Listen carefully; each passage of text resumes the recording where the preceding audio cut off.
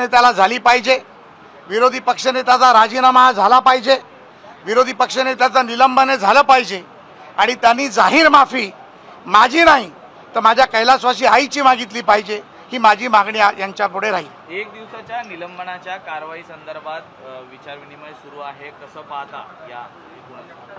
मला वाटतं की शिक्षा ही 1 तासाची असेल का 1 दिवसाची असेल, शिक्षा ही शिक्षा असते। प्रत्येक गुन्हेगाराच्या मध्ये जो अहंकार निर्माण झालेला आहे की मी म्हणजे सर्व काही, मी म्हणजेच सर्व आणि माझं कोणीच काही करू शकत नाही, या आविर्भावात राहणाऱ्या कुठल्याही आरोपीला शिक्षा ही झाली पाहिजे। माझं मत आहे जे सरकार निर्णय घेईल त्या सरकारच्या निर्णयाशी मी सहमत राहीन, परंतु शिक्षा आणि राजीनामा हा झालाच पाहिजे। आणि या व्यतिरिक्त पुन्हा एकदा मी सांगतो की माननीय सन्माननीय उद्धव ठाकरेंनी देखील त्यांना या बाबतीत जाब विचारून शिक्षा केली पाहिजे, ही फक्त आईसाठी केली पाहिजे, ही माझी अपेक्षा आहे। बीडीडी ताईच्या नामांतरणाचा विषय हा पुन्हा एकदा नाही, आता हा विषय नको, मला माझा विषय झाला। शरद पवार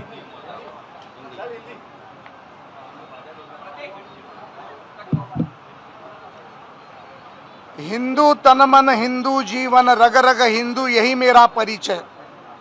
कल जिस तरीके से विधान परिषद में राहुल गांधी के वक्तव्य के ऊपर मैंने जब उनके खिलाफ उनके निषेध के लिए सभागृह में जब मैंने बात रखी तो सम्माननीय विरोधी पक्ष नेता महाविकास आघाड़ी के अंबादास दानवे जी ने जिस तरीके से अवाच्य भाषा में गाली देने का काम किया, सभागृह में गैरवर्तन किया और उस गैरवर्तन के माध्यम से जो मेरी माता 25 साल पहले कैंसर से दुर्गम आजार से।